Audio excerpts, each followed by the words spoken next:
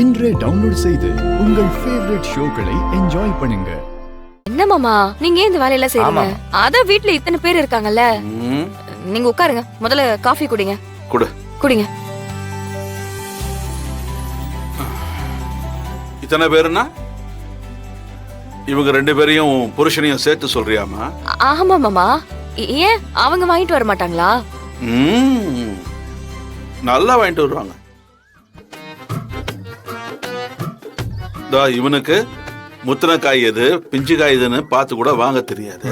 அது நேத்து காயெல்லாம் விற்காம இருக்கும் இல்லையா, அதெல்லாம் அந்த கடைக்காரன் எவன் தலையாவது கட்டலான்னு நினைச்சான்னு வச்சுக்க, இவன் அனுப்பிச்சா போதும் இவன் தலையில கட்டிடுவான்.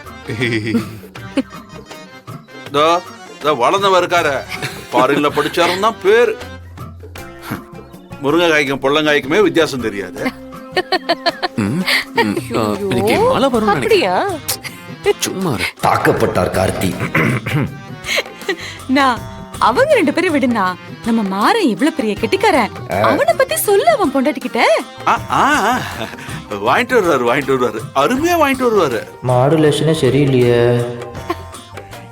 ஒரு குடும்பத்துக்கு 1 கிலோ தக்காளி தேவைன்னா அந்த கடைக்காரன் வியாபாரம் ஆகாம அப்படியே பாவமா உட்கார்ந்து இருந்தா போதும், 5 கிலோ தக்காளி வாங்கிட்டு வந்துடுவாரு. கடைக்காரருக்கு உதவியா இருக்கட்டுமே.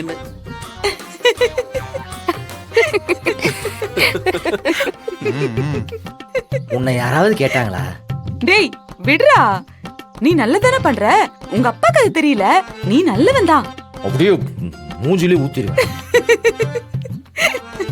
பிருந்தா மாமா இங்க வாமா.